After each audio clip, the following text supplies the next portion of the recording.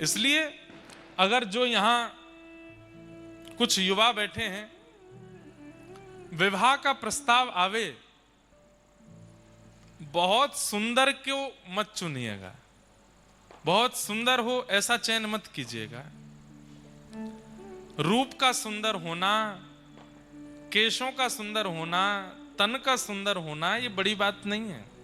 स्वभाव मधुर हो। और हाँ, अगर ऐसा भी मत करना कोई बेचारा स्वभाव का बहुत अच्छा है सुंदर भी देखने में, तो आप कहो महाराज जी ने मना किया तो सुंदर नहीं। हम सुंदर के लिए मना नहीं कर रहे हैं, हम आपसे केवल एक प्रार्थना कर रहे हैं। आजकल एक ट्रेंड चला है कि विवाह के लिए जिसको चयन किया जाता है, घर वाले जिसको चयन करते हैं, फिर कुछ समय बाद विवाह होता है पक्का होने के। उस बीच के दरमियान में क्या देखो, रूप मत देखना, रंग मत देखना, यौवन मत देखना, केश मत देखना, स्वभाव देखना, स्वभाव कैसा है। और सबसे बड़ी बात, ठाकुर जी की कथा सो प्रेम करे, ठाकुर जी की सेवा सो प्रेम करे, ब्रजवासीन सो प्रेम करे, तो फिर कुछ मत देखना, ब्याह कर लेना तुरंत ही। बोले ये सब तो बढ़िया, यही तो कराओ हमारो ब्याह। क्यों? ब्रजवासीन सो प्रेम है, ठाकुर जी सो प्रेम है, कथा सो प्रेम है। लड़का लड़की जो भी हो, व्रज के प्रति अगर प्रीति है और ब्रजवासियों के प्रति, संतों के प्रति, रसिकों के प्रति, कथा के प्रति, ठाकुर जी के प्रति अगर प्रीति है, सर्वगुण संपन्न होंगे। क्योंकि सत्संग किया होगा उन्होंने, तभी तो प्रेम हो गया ब्रज से, रसिकों से। और सत्संगी व्यक्ति के अंदर गुण आने लगते हैं। सत्संग क्या करता है? अवगुणों को समाप्त करता है, अवगुणों को धीमा करता है, गुणों को प्रकट करता है। अत्यंत सत्संगी वैष्णव हो, तुरंत हामी कर देना। और एक बात कह दें, कितना भी योग्य हो, लेकिन कथा वार्ता सत्संग से अगर दूर रहता है, तो घर वालों से कहना आप चाहे हमें जहां भेज दो, पर कम से कम इतना विचार कीजिए कि जो परिवार हमें प्राप्त हो वो सत्संगी हो, वो ठाकुर जी का हो। आजकल बंधुओं, नहीं तो भक्त परिवार न मिलने पर बहुत घुटन होती है फिर निर्वहन करने में। इसलिए हमारे युवा भाई बहन अपना विवाह जब निश्चित करें, तो ये बस विचार कर लें, कि उनका स्वभाव भक्ति में है कि नहीं। भक्ति में है तो विवाह कर लीजिए, आनंद रहेगा।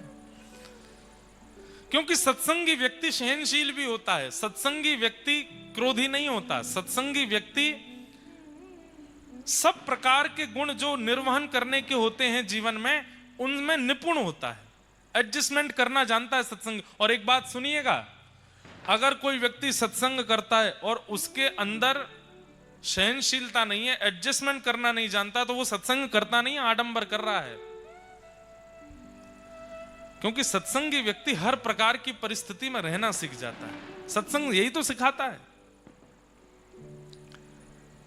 तो इसका ध्यान रखिएगा। ब्रजवासी सब पूतना के रूप पर मोहित हो गए, कितनी सुंदर है। सबने बता दिया वो है नंद भवन, पहुंच गई। जैसे ही अंदर प्रवेश किया, यशोदा मैया ने जैसी पूतना को देखो, ओ विधाता,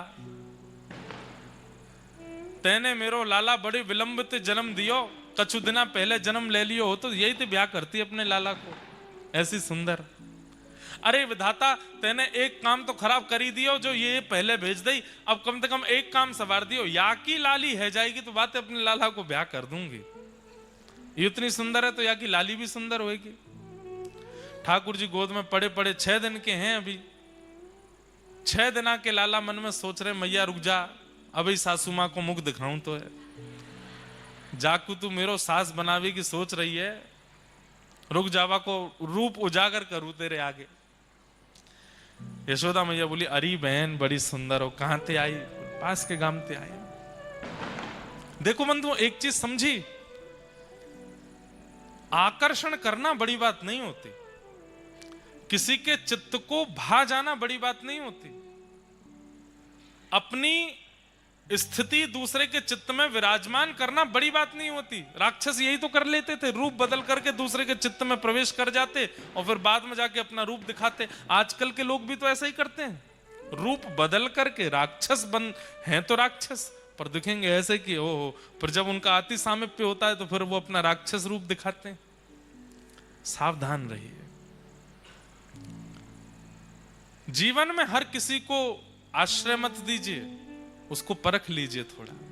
और एक बात कहें, सत्संगी व्यक्ति, उसके नेत्रों में इतने लक्षण आ जाते हैं कि वो देख करके व्यक्ति को परख लेता है कि कैसा है।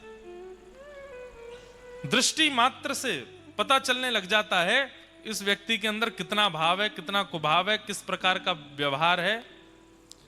हमने कोई ज्योतिष शास्त्र नहीं पढ़ा, हमें ज्यादा मुंह देखना या हाथ देखना ये सब आती भी नहीं, लेकिन आपको हम सत्य अपनी आप बीती बता रहे हैं। 10 वर्ष कथा करते हुए हो गए, 10 वर्षों में इतना तो मालूम पड़ गया है। रूप कोई सामने आता है तो उसका चेहरा देख करके अनुभव हो जाता है कि ये कितने पानी में हैं भक्ति के, और इनसे कितना संपर्क रखना। दोष नहीं दिखता, उनके प्रति हीन भाव या दोष भाव नहीं आता, पर अपना दायरा समझ में आ जाता है कि इनको कहां तक लेकर के आना और हमें कहां तक जाना है, इतना समझ आ जाता है। और ये भागवत जी की बड़ी कृपा है। कई बार हमने अपने कई मित्रों को, अपने कई परिकर के लोगों को कई ऐसे लोगों से मिलते देखा, तो हमने समझाया, मेरे भाई हमको वो व्यक्ति ठीक लग नहीं रहा है। नहीं माने अगर हमारे मित्र या परिकर के, तो हम जिद तो नहीं करते, लेकिन बाद में वो कह जाते हैं, बोल आप सही कह रहे थे, वो व्यक्ति ऐसा ही निकला।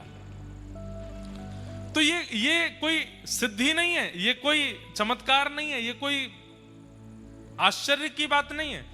सत्संग करते करते करते करते मैंने वही बात कही ना, सत्संग क्या करता है? जाड्यम दियो हरति सिंचति वाच सत्यम मानोन्नति दिशतुपाम पा करोति लक्ष्मी तनोति वितनोति च दिक्षु कीर्ति सत्संगति कथय किम न करोति पुंसाम।